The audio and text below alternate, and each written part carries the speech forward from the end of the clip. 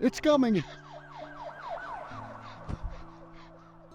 Oh man, that was a close one. Let's get to the video. This guide is packed with the most exclusive tips for gearing up as efficiently as possible, and for selecting the best DPS classes and uncovering the most epic loot to help you dominate in Cataclysm Classic. By the end of this video, you'll have a solid strategy to secure your place in raids, to pick the perfect race and class combo, and to know exactly which server will maximize your chances of success. So let's dive in and prepare for the ultimate Cataclysm adventure. The pre-patch is here, and it's crucial you get prepared for the May 20th launch. You definitely want to be part of the hype new heroic dungeons and that Blackwing Descent clear. Top players are taking advantage of archaeology right now. Nearly every class has an epic they want to get for Cataclysm, and sometimes the grind can take up to 20 hours. Luckily, I've done this grind myself, so I can tell you all the things to avoid, all the mistakes I made, so you can get those epic items as fast as possible. You'll also definitely want to make sure you're playing the very best DPS class for your playstyle. Later in the video, we'll be covering the DPS meta in Cata. I know I want to be playing a really desirable class day one. I don't want to miss out on the really hype opening phase and all the cool raids. You'll also want to make sure you're playing an optimal race and class combination to dominate in RPGs and arenas and high-end raiding. We'll be covering that later in the video, and spoiler alert, you might get stuck doing the 5-hour Goblin starting zone if you're Horde. Absolutely none of that's going to matter though if you don't pick the perfect server. That's why I've got to give you some recommendations, whether you're a PvE player, whether you're PvP, or whether you prefer to roleplay. Before we talk about picking the right server and the right race class combo and archaeology, we've got to talk about gearing first, just for a quick second. So you know the drill by now. No matter what you go with for your class, you're going to want to have an 80 character with as much BIS gear as possible heading into Cata. The thing you've got to remember though is that most of that gear is going to be completely replaced by the time you get to Uldum. Instead of just focusing on gear, you really want to prioritize maxing out your Justice points. Justice points are the new currency that's going to be used to buy pre-BIS level 85 gear. That really is your ultimate ticket to get into heroics and endgame raids too. So in the pre-patch you can get Justice points, and then once Cata launches and you're level 85, you can use those points to buy 346 item level gear. The reason that's so important to focus on is that the average item level requirement for Cata heroics is 333. On fresh characters, I definitely recommend grabbing both the daily quest and Dalaran. And then if you queue up for the random dungeon finder, every day you can just get 80 Justice points for free. And you should definitely be hitting up old raids as well for more Justice points. I do plan to run Icecrown Citadel every single week until launch, but there's another important thing I'm doing for gearing as well. Let's talk about uncovering epic loot through archaeology. Almost everybody except those lazy rogues are going to be rushing to 450. That way they can have a chance at epics like Zinrock and the Staff of Thracian. Step 1 is to pick up archaeology from the trainer in any major capital city. In Orgrimmar, I headed to Belloc Brightblade at Grommash Hold. While I was there, I also headed up to the Flight Master to buy a license from Mazda. From my own experience and talking to friends as well, it seems like staying in Azeroth all the way until 450 makes the most sense, so you're really going to want flying. So a quick explanation of speed leveling archaeology is that you just head to the dig sites on the map. Then you just survey using the shovel icon in the profession window. Every time you survey, you're going to get either a red, a yellow, or a green flashing light. Red means the reward's about 80 yards away, really far. Yellow is usually around 40 yards away, which means medium. And then green is almost always within about 20 yards. Then you just follow the spyglass in the direction it's pointing and just keep repeating that over and over. Once you've exhausted a dig site, you just go to the next one and keep doing a loop. On Kalimdor, there's always 4 dig sites that have to exist, so I just keep going between all of them. So once you reach 50 archaeology from surveying, you'll stop getting skill ups in Azeroth. And then you'll have to start crafting artifacts from all the fragments you got. Depending on the item you have to craft, you'll also have the option to add keystone items.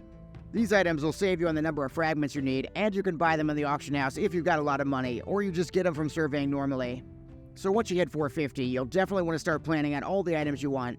There's this Wowpedia article I'll link below that really helped me a lot in deciding which items to go for.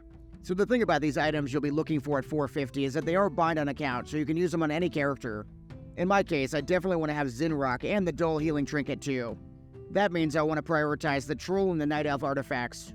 In order to supercharge my chances of getting those dig sites, I'll be trying to complete the other races too. That'll reduce the chances of them spawning by 50%.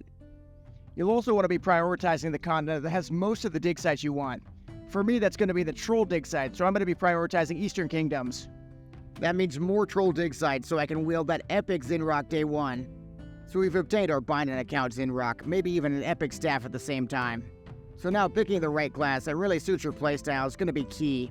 Don't you want to maximize your performance and enjoyment when Cataclysm comes out? You really can't go wrong with any class choice in Cata, but here are some of my personal recommendations with some in-depth analysis. If you want to smash some mobs up close and personal, you really can't go wrong with Death Knights. Some guilds plan to stack Unholy Death Knights at launch. And hey, they've got their anti-magic zone, their battle res, their chart-topping damage. Who wouldn't want to stack them? If you're a spellcaster at heart, you really can't go wrong with Mage. Day 1 Arcane Mages will absolutely be blasting. You might even see 2 Arcane Mages sharing Focus Magic to blast out crits.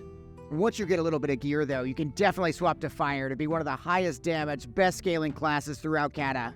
Fire Mages check every box. They're mobile, they've got high damage, they've got a strong debuff and critical mass. They even bring a raid-wide Bloodlust with Time Warp. More importantly though, you're the Prio class for Terragos's Rest. That's one of the only 2 legendaries in the game, and it's coming really soon in Firelands. Speaking of legendaries, my last class recommendation is Rogue. Assassination's going to be near the top of the charts, and they bring big AoE damage with Phantom Knives. Sub-rogues are going to be amazing in PvP, and I just can't wait for how annoying Smoke Bomb will be. The real reason to play Rogue, though, is the Fangs of the Father questline. That questline is quite a ways off. It starts in Dragon Soul, but it's an epic 13-part questline. It's got a legitimately epic storyline about the origins of Wrathion. If you're not a rogue, you're going to be missing out on one of the very best storylines in Cataclysm. That's exactly why you see so many people, including myself, working on rogues right now. By the way, if you're curious how I'm leveling and gearing really fast in the pre-patch, let me know. I could put out a guide that teaches you all my secrets. So once you've picked that DPS class that perfectly fits your playstyle, we've also got to think about our race as well. Now if you're Horde, it feels like everybody's talking about Troll and Goblin right now. Those are kind of the 2 main options, at least if you're a caster. So right now, if you were able to use any of the Cata simulators, you would see that Troll is slightly higher DPS, at least in a 3-minute fight compared to Goblin. The thing you have to keep in mind though is that Goblin has mobility, and ultimately mobility is not going to really show up in a simulator. I've done a lot of the Cata raids myself, and I can tell you there is so much running away from your group, running towards your group, separating, coming back to them. There is just so many mechanics that require movement. Ultimately, with the exception of a couple fights, Goblin is right on par with Troll, and I'd recommend it to anybody. Then for physical DPS, things flip with Orc being better at launch due to Blood Fury. Again though, Goblins aren't that far behind, and they've got way more mobility. As for Alliance PvE, things aren't that simple. In pretty much all cases for Alliance, Worgen is simming better because of the 1% critical strike. You've also got to factor in the utility you can get though, things like the Draenei hit rating, the Gnome Intellect. So once you've picked that perfect race class combo, we've also got to talk about servers. Picking the right server is really important right now because you want to maximize your chances of getting into raids. I definitely recommend the website Ironforge Pro to find population statistics for every server. As a general rule, you want to pick the highest population server for your region. For Europe, that's going to be Firemoth for Alliance and Gehenna's for Horde. Then for North America, we've got Benediction for Alliance and Fairlina for Horde. A word of caution, though, is that Blizzard has floated the idea of merging these mega servers together. That's relatively likely to happen, and it could end in an absolute PvP bloodbath. If you really hate PvP, there are 3 major PvE servers you can still go to. For North America, we've got Mankirk for Horde and Pagel for Alliance. And then for Europe, you've still got Mirage Raceway, which is sort of a split server. And finally, if you like role-playing, Grabulis is still going strong, and it gives you that old-school classic feeling. My friends, we've talked about uncovering the secrets of archaeology, optimizing your gear as quickly as possible, which class and race to pick in Cataclysm, and the perfect server to play on. I'm really curious now what your Cataclysm plans are going to be. For me, I'm still debating between Resto Druid and Disc Priest for Healer, and I'm also going to be playing a Rogue too. We'll talk more about my Cataclysm plans in the future, but for now, I really want to say thank you so much for watching this video. It means a lot to me. And also, don't forget to like and subscribe as well. It really helps out a ton. And then check out my ultimate Cataclysm pre-patch guide next. It's got all the info you need.